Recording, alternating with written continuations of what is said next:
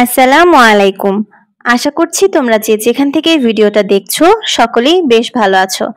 তোমরা যারা এইচএসসি পরীক্ষার্থীরা রয়েছো তোমাদের জন্য আজকে physics second paper final suggestion নিয়ে এসেছি। তো প্রথমে তোমাদেরকে জ্ঞানমূলক এবং অনুধাবনমূলক কোশ্চেন দেখানো হবে, এরপরে গিয়ে আমরা গ এবং ঘয়ের সাজেশন দেখতে পারবো। এখানে যে কোশ্চেনগুলো দেখাবো এগুলো কিন্তু খুবই বাছাইকৃত কোশ্চেন এবং এখান থেকে তোমাদের চলে আসার সম্ভাবনা কিন্তু 90% আপ রয়েছে। তো খুব মনোযোগ সহকারে এই সাজেশনটা দেখবে, সাথে আমি তোমাদেরকে কিন্তু মুখেও বলে দিব যে কোনটা আমাদের জন্য অনেক বেশি ইম্পর্টেন্ট, এর জন্য কিন্তু আমার কথাগুলো শুনতে হবে। তো দেখো, সর্বপ্রথম রয়েছে আমাদের প্রথম অধ্যায় তাপগতিবিদ্যা। তাপগতিবিদ্যার জ্ঞানমূলক আমরা পড়বো। তাপগতিবিদ্যার 0তম সূত্রটি লিখো। অন্তস্থ শক্তি কাকে বলা হয়? প্রত্যাবর্তী প্রক্রিয়া কাকে বলে? তাপ ইঞ্জিনের কর্মদক্ষতা কি? এনট্রপি কাকে বলা হয়?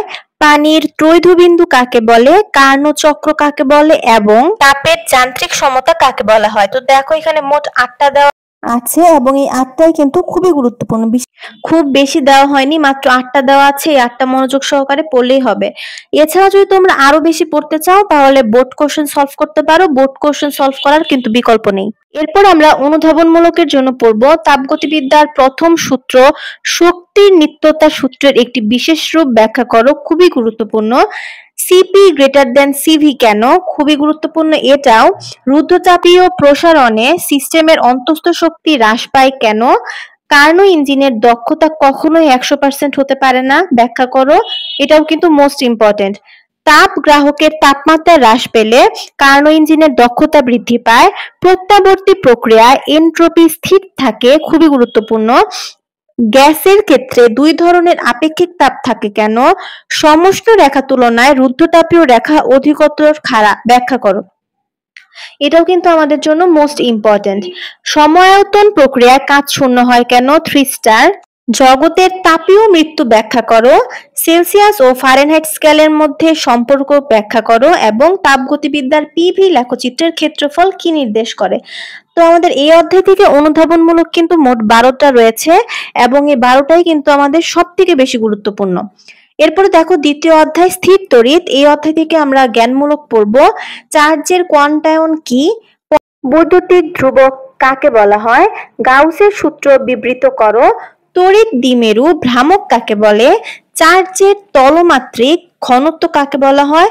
তড়িৎ প্রাবল্য এবং তড়িৎ বিভব কি? কুলম্বের সূত্রটি ব্যাখ্যা করো এবং বিন্দু চার্জ বলতে কি বোঝায়? তো আমার এখান থেকে 9টা পড়লেই এনাফ।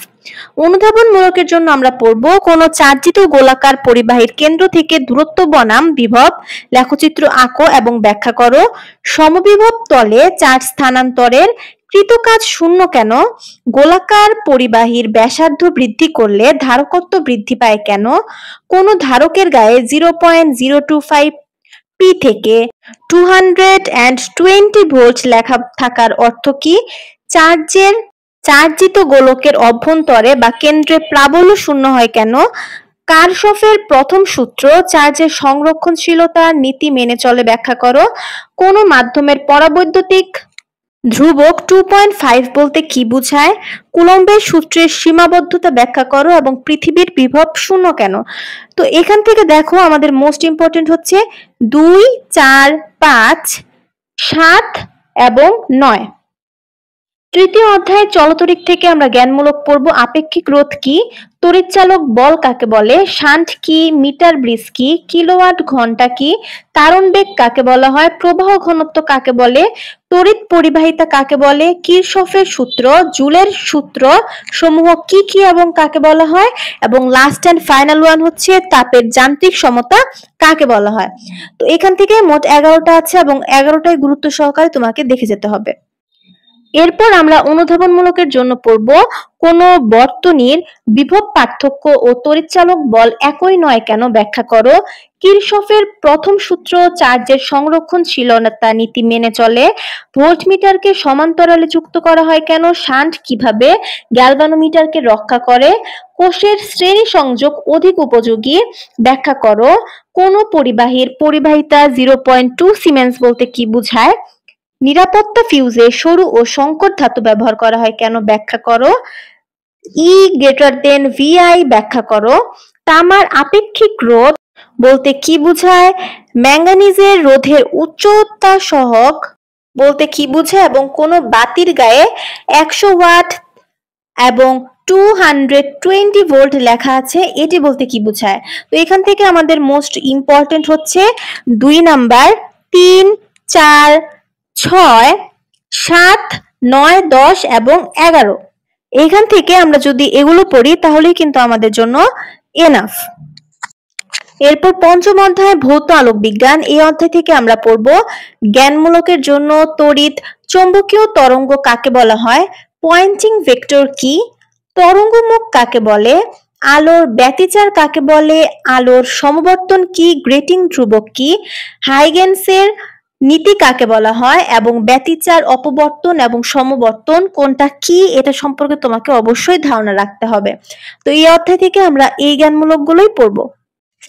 এরপর অনুধাবনমূলকের জন্য আমরা পড়ব স্থায়ী ব্যতিচার সৃষ্টির জন্য সুসংগত উৎস অপরিহার্য কেন, ইয়ং এর ডিচির পরীক্ষায় ব্যতিচার ঝালরের কেন্দ্রীয় পট্টির প্রকৃতি ব্যাখ্যা করো, উৎস হতে পর্দার দূরত্ব বেশি হলে ব্যতিচার অবলোকন করা যায় না কেন, ফ্রনহফার শ্রেণীর অপবর্তন গঠনে উত্তল লেন্স ব্যবহার করা হয় কেন, গ্রেটিং এ বর্ণালী সৃষ্টি হয় কেন, ইয়ং এর ডিচির পরীক্ষায় দ্বিচিদ্বয়ের ব্যবধান স্বল্প হওয়া প্রয়োজন কেন, ব্যতিচারের সুসংগত উৎস কেন ব্যবহার করা হয় ব্যাখ্যা করো, কাচের সমবর্তন কোণ 57 ডিগ্রি বলতে কি বোঝায় ব্যাখ্যা করো, এবং রান্নার কাজে মাইক্রো তরঙ্গ ব্যবহার কেন করা হয়।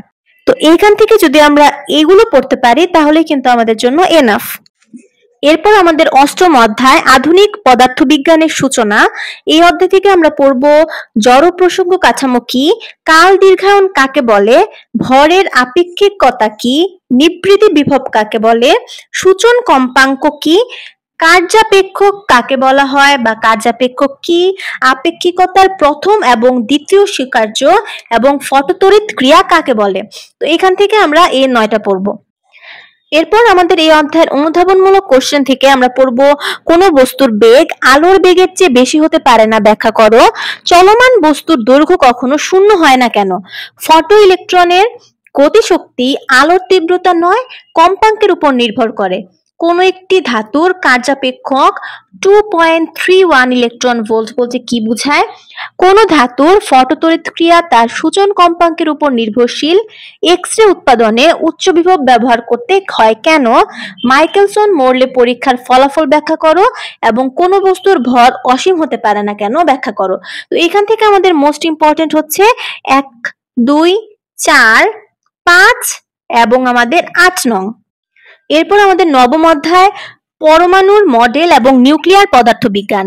এই অধ্যায় থেকে আমরা জ্ঞানমূলক পড়ব তেজস্ক্রিয়তা কি, এককড়ি কাকে বলে, ক্ষয় ধ্রুবক কাকে বলা হয়, অর্ধআয়ু কি, ভর ত্রুটি কাকে বলে এবং বন্ধন শক্তি কাকে বলা হয়।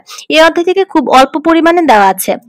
এই অধ্যায়েরই অনুধাবনমূলক কোশ্চেনের জন্য আমরা পড়ব বোর কিভাবে রাদারফোর্ড মডেলের সীমাবদ্ধতা অতিক্রম করেন, পজিট্রনকে ধনাত্মক ইলেকট্রন বলা হয় কেন, অবক্ষয় ধ্রুবক যত বড় হবে নির্দিষ্ট সময়ে একটি পরমাণুর ক্ষয়ের সম্ভাবনা তত বেশি হবে ব্যাখ্যা করো, নিউক্লিয় ফিশন বিক্রিয়ায় ক্যাডমিয়াম দণ্ড কেন ব্যবহার করা হয়, নিউক্লিয়ার ফিশন এবং ফিউশনের মধ্যে কোনটি অধিক নিরাপদ এবং কেন, পরমাণুতে আবদ্ধ ইলেকট্রনের মোট শক্তি সর্বদা ঋণাত্মক হয় ব্যাখ্যা করো।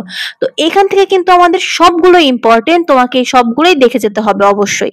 এরপর আমাদের দশম অধ্যায় সেমিকন্ডাক্টর ও ইলেকট্রনিক্স থেকে জ্ঞানমূলকের জন্য আমরা পড়ব শক্তি ব্যান্ড কাকে বলা হয়, ডোপিং কি, সম্মুখী ঝোঁক কাকে বলে, রেকটিফায়ার কাকে বলে, লজিক গেট কাকে বলা হয়, গতি ও রোধ কি, লিকেজ প্রবাহ কি এবং ডিপ্রেশন লেয়ার কাকে বলা হয়। তো এই হচ্ছে আমাদের সেমিকন্ডাক্টরের জ্ঞানমূলক সাজেশন। এরপর আমাদের অনুধাবনমূলক কোশ্চেনের জন্য আমরা পড়ব তাপমাত্রা বৃদ্ধিতে অর্ধপরিবাহীর পরিবাহিতা বৃদ্ধি পায় কেন, এন টাইপ অর্ধপরিবাহী তড়িৎ নিরপেক্ষ কিনা ব্যাখ্যা করো, ট্রানজিস্টরের ইমিটার ও বেস সমপরিমাণ ডোপায়িত থাকে না কেন, পিএনপি ও এনপিএন ট্রানজিস্টরের মধ্যে কোনটি বেশি ব্যবহার উপযোগী এবং কেন, ন্যান্ড বা নরকে কেন সর্বজনীন গেট বলা হয়, ডায়োডের ক্ষেত্রে বিপরীত ঝোঁকের লেখচিত্র ব্যাখ্যা করো এবং ডায়োডের ক্ষেত্রে সম্মুখ ঝোঁকের লেখচিত্র ব্যাখ্যা করো। বিপরীত ঝোঁকে ডায়োডের তড়িৎ প্রবাহ হয় না কেন? ব্যান্ড তত্ত্বের আলোকে অন্তরক পদার্থের পরিবাহী তা ব্যাখ্যা করো এবং পিএন জাংশন ডায়োডের ডিপ্রেশন লেয়ার চার্জ নিরপেক্ষ ব্যাখ্যা করো এবং লাস্ট অ্যান্ড ফাইনাল ওয়ান হচ্ছে আমাদের ডোপায়ন তড়িৎ প্রবাহে কি ভূমিকা রাখে ব্যাখ্যা করো। তো এখন দেখো আমাদের পদার্থ বিজ্ঞান দ্বিতীয় পত্র থেকে আমরা গ ঘয়ের জন্য অধ্যায় 1 বা তাপগতিবিদ্যা থেকে আমরা থার্মোমিটার এবং তাপগতিবিদ্যার 0তম সূত্র, এনট্রপি, তাপগতিবিদ্যার প্রথম সূত্র, বিভিন্ন ধরনের সমীকরণ, তাপীয় ইঞ্জিন এবং যান্ত্রিক শক্তিকে তাপশক্তিতে রূপান্তরিত যে টপিকগুলো রয়েছে এখানের কনসেপ্টগুলো ক্লিয়ার রাখবো। এখান থেকে আমাদের কোশ্চেন আসবে। অধ্যায় 2 থেকে আমরা কুলম্বের সূত্রের ব্যবহার, তড়িৎ ক্ষেত্রের প্রাবল্য, বিভব, সমান্তরাল ও গোলীয় পাত ধারক এবং ধারকের সঞ্চিত শক্তি এই টপিকগুলোই পড়ব। অধ্যায় 3 থেকে আমরা রোধ এবং রোধের সমবায়, কিরশফের সূত্র, বর্তনীতে ওহমের সূত্র প্রয়োগ, বিদ্যুৎ কোষের সমবায়, হুইস্টন ব্রিজ নীতি, অ্যামিটারের পাল্লা বৃদ্ধি, জুলের তাপীয় ক্রিয়ার সূত্র এবং বৈদ্যুতিক শক্তি ও ক্ষমতা। এখান থেকে আসলে আমাদের সমবায়ের বা রোধ নির্ণয়ের যে ম্যাথগুলো আছে এগুলাই আসে এবং ঘতে গিয়ে দেখা যায় যে কিরশফের সূত্রর বিভিন্ন প্রয়োগ চলে আসে, বা বলতে পারে যে আমাদের কি করলে এইটার শ্রেণীতে বা সমান্তরালে আমাদের রোধটা এত হবে। ঠিক আছে, এরপরে আমাদের 7 নাম্বার অধ্যায় থেকে আমরা ব্যতিচার এবং অপবর্তনের যে ম্যাথগুলো আছে এগুলো দেখলেই হয়ে যাবে। আর অধ্যায় 8 থেকে আমরা দৈর্ঘ্যের আপেক্ষিকতা, ফোটনের শক্তি, সময়ের আপেক্ষিকতা, মহাকাশ ভ্রমণের আপেক্ষিকতা, আইনস্টাইনের ভর শক্তির সমীকরণ, এক্স রশ্মির নির্গমন, ডি ব্রোগ্লির তরঙ্গ এবং কণার ভরবেগ বিষয়ক যে ম্যাথগুলো আছে, বা এখান থেকে তোমরা আসলে বোর্ড কোশ্চেন যেগুলো আসছে সেগুলো যদি একটু খেয়াল করো সেই টপিকগুলো পড়লেই হয়ে যায়। আর অধ্যায় 10 থেকে আমরা দেখো ফোটনের কম্পাঙ্ক, ভর ত্রুটি ও বন্ধ, নিউক্লিয়ার ফিউশন বা ফোটনের কম্পাঙ্ক, এখান থেকে আসলে দেখো আমাদের কৌণিক ভরবেগ, শক্তি বা ফোটন বিষয়ক ম্যাথগুলো আসে। আবার আমাদের সবথেকে ইম্পর্টেন্ট হচ্ছে আমাদের তেজস্ক্রিয় পদার্থের অর্ধয় এবং গড় আয়ু এবং ক্ষয় সূত্রের ব্যবহার, এখান থেকে আমাদের 100% কোশ্চেন আসবে।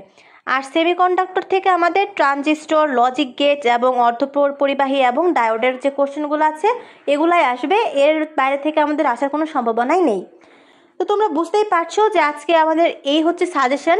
তোমরা আমি যে সমস্ত জিনিসগুলো লিখে দিয়েছি সবগুলো জিনিস ফলো যদি করো তাহলে প্রশ্ন যতই হার্ড হোক না কেন তোমাদের কিন্তু নাম্বার কম পাওয়ার কোনোই সম্ভাবনা নেই। তো তাহলে আজকে এই পর্যন্তই, দেখো ইনশাল্লাহ পরবর্তী কোনো ভিডিওতে। আর তোমরা অবশ্যই সাজেশনটা ফলো করবে। আর কোনো কোশ্চেন থাকলে অবশ্যই কমেন্ট বক্সে কমেন্ট করতে ভুলে যেও না। আজকে এই পর্যন্তই, দেখা হবে ইনশাল্লাহ পরবর্তী কোনো ভিডিওতে। সেই পর্যন্ত তোমরা সকলেই সুস্থ থাকো, ভালো থাকো। আসসালামু আলাইকুম।